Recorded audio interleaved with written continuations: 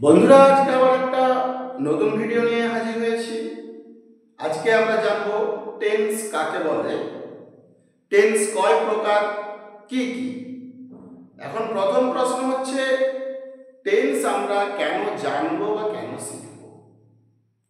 না, ধরে নাও তোমাকে একটা গল্প পড়তে দেওয়া হলো, তুমি সেই গল্পটা পড়ে মানে বুঝতে পারবে না যদি না তুমি টেন্স জানো।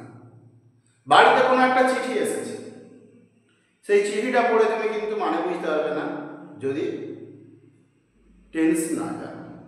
এই জন্য বলা হয় tense is the pillar, tense is the pillar of English language.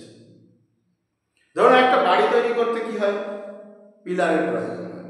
সেই বাড়িটা সম্পূর্ণ দাঁড়িয়ে থাকে পিলারের উপর। ঠিক সেই রকম ইংরেজি জানতে হলে অবশ্যই টেন্স প্রয়োজন, টেন্স ছাড়া ইংরেজি কিন্তু জানা সম্ভব নয়। তাহলে টেন্স কাকে বলে? না, টেন্স হলো টাইম অফ অ্যাকশন, মানে কাজের কোন সময়, সময় নির্ধারণ। Time of action is called tense, মানে ক্রিয়ার কালকে টেন্স বলে। কাজটা কখন হয়েছে বা হবে বা হয়েছিল, এটি যা নির্ধারণ করে তাকে টেন্স বলা হয়।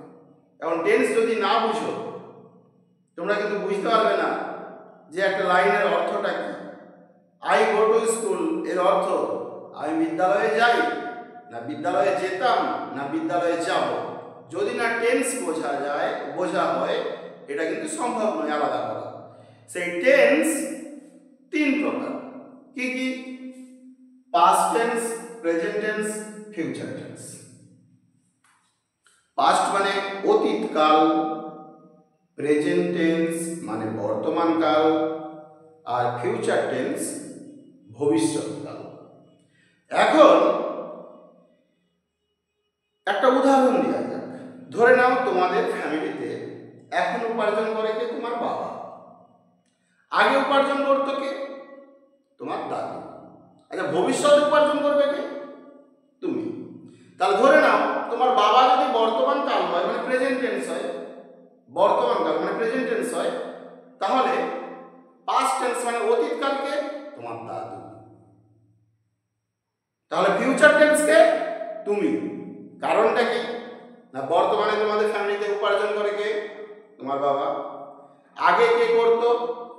তোমার দাদু। ভবিষ্যতে কে করবে? তুমি। তাহলে এই যে তোমার বাবা, তোমার দাদু, তুমি, এই তিনটে যদি ভালো করে বোঝা যায় তাদের কাজ, তাহলে টেন্সটা সহজে বোঝা যাবে। তাহলে আজকে আমরা টেন্স সম্পর্কে দেখছিলাম। টেন্স তিন প্রকার, past tense, present tense, future tense. এই প্রত্যেকটি টেন্সের চারটি করে ভাগ আছে, চারটি করে। কি? এক, ইনডেফিনাইট।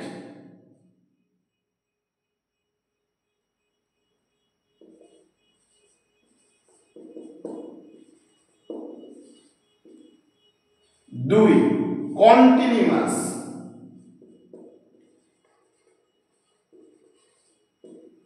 তিন, পারফেক্ট।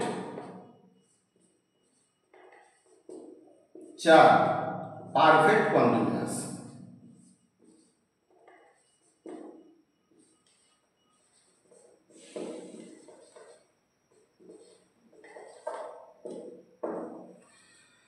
তাহলে আমরা দেখছি যে প্রত্যেকটা টেন্সের চারটে করে ভাগ আছে, indefinite, continuous, perfect, perfect continuous. ধরে নাও তোমাকে কেউ জিজ্ঞাসা করলো প্রেজেন্টের চারটা ভাগ কি? প্রেজেন্ট টেন্সের যে চারটে ভাগ আছে কি কি? না, present indefinite, present continuous, present perfect, present perfect continuous. আর পাস্ট টেন্সেরও একই ব্যাপার, past indefinite, past continuous, past perfect, past perfect continuous. ফিউচারেরও একই ব্যাপার, future indefinite, future continuous, future perfect, future perfect continuous. তাহলে টোটাল যে টেন্সটা সেটা জানতে আমাদেরকে 12টা টেন্স জানতে হবে, মানে প্রত্যেকটা চারটে করে ভাগ, মোট 12টা টেন্স জানতে হবে। এই যে প্রত্যেকটি 4টি করে ভাগ দেখতে পাচ্ছি।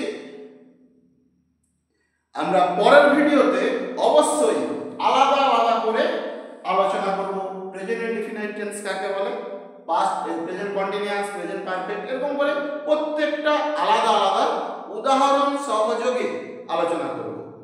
নমস্কার।